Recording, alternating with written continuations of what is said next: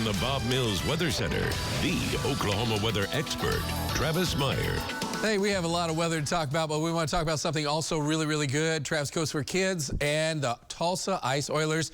You get the opportunity to get a free skate pass if you bring or donate a new or gently used coat Friday night. That's tomorrow night. It's going to be cold. Okay, fine. But Ice Oilers, you know, they deal with cold all the time. So it's a win-win, especially if you love skating. So this is a great opportunity. Also, the first 1,000 fans get a bobblehead. There you go. All right. I'll tell you, some folks are skating and they don't want to. Up to the north of us, it is icy cold weather. Is it a storm system across the United States or what? I wanted to show all the county. I mean, this is crazy how busy this is. And we have winter storm warnings. Great news for skiers in Colorado and up in the Pacific Northwest. But we do have storm systems coming in. We also have had some hail with these storms that have rolled on in. And Broken Arrow, Jennifer sent this to us. And so we've had a little bit, it's been mainly pea-sized hail. But in Savannah, Reagan Kelly, you're still staying up. You're 6 years old and you don't have to go to school tomorrow. Hi, Dad. And did have a little bit larger hail, though, and that's near McAllister. So we did have a couple of spots end up a little larger hail. We thought hail would be a possibility, and it has been. It exploded about 7 o'clock to 7:30 and to 8 and right in the Tulsa area and expanded. And we have one cell in Okfuskee County, and then we had our cells that have been moving across the area. Most of the rain that was a little bit more in the way of lightning and thunder is really weakening quickly now over Ottawa County, so not too much happening, and that's moving across Grand Lake. Heavy rain and thunderstorms now with some thunder and lightning around the Fort Gibson Lake area, extending on over to Little, Kansas. Most of the rain is moving out of the Tulsa area. A few showers still left over for you guys in Broken Arrow. And then as we look a little bit further south, these are some strong thunderstorms, though. We've had some 50-mile-an-hour winds. Ron just reported that in Muskogee, right around 50-mile-per-hour winds as that's moving through. So some gusty winds. So again, we still have to keep looking as from Hulbert to west of Tahlequah.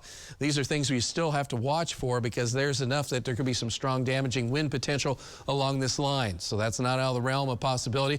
And then that storm that produced the hail down by Savannah has now pushed off to the east of McAllister and is dying down, but additional storms could form. Right now, the biggest thing is cold air. We do have travel advisories in effect for late tonight and early tomorrow morning because that cold air is rushing in, and as it rushes in, we're going to have a lot of wind, so we have wind advisories to go with that. Right now, can you tell where the front is? I think you can. And you can tell how cold it is out west. Those temperatures are in the teens, where we're sitting in the 40s to 50 because we've had some rain-cooled air here from that. We're still at 60 in McAllister. So with this going on, it's not going to take long for that to overtake eastern Oklahoma. By midnight, it's here in Tulsa.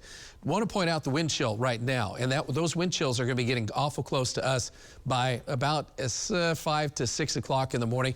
Should have wind chills possibly in single digits to around 10.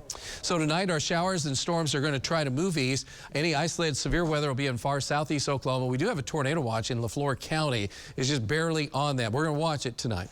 But tomorrow morning, it is doggone cold. Any snow chance is over, but there could be some freezing precipitation between about 3 and 6 o'clock in the morning. Could be enough, cause a little bit of glaze, so we want you to be aware of that. The sun comes out tomorrow, and you go, it looks good, but then you step outside and it doesn't feel good because we'll have winds 30 miles per hour, some gusts to near 40, and our temperatures will be in the 20s from Tulsa north and east. If you're south, you got a heat wave still going on with mid-30s, at least you're above freezing. And for Saturday morning, it's getting colder, and you can tell it's clear to partly cloudy, and it's partly sunny on Saturday afternoon, 20, so it's not horrible. I mean, if you bundle up, you're fine. There's still no snow, so the only thing that we're looking at, and if I was a kid, I'd really want to see, would be some snow chances. So it's going to be bitter cold on Sunday morning. Cold morning. During the day, snow chances will develop midday into the afternoon. Some snow accumulations. We have a new computer estimate of about anywhere from about 1.5 to 2 inches to up to near 5.5 inches. So we're hoping and praying we get some snow because it would be ideal. You just have to be careful. Wind chills are going to be 10 to 20 below on Sunday and Monday because that cold air keeps on, and it's really, really cold air. And don't forget frostbite, especially have anyone that wants to be outside for an extended period of time. It doesn't take very long, 40, 45 minutes, and you know, in some cases when we get the wind chill down to 18, it's only 30 minutes to frostbite, so make sure the kids are prepared. So the odds of precipitation right now are dying down a little bit with this storm, but going up as we go on into the Sunday storm, especially Sunday afternoon. Morning should be okay, so that's the biggest thing. So very cold, bitter cold in the morning. Could be a few slick spots. Alan Stephen will get us through that. 26 at noontime, going nowhere fast, unfortunately, and that is the case right on through Tuesday. We get near freezing or above on Wednesday, but the biggest thing on Sunday right now is the fact you can probably get around on Sunday morning. Sunday afternoon, Sunday evening could be a little different story. That's your 9-day plan. We'll be right back.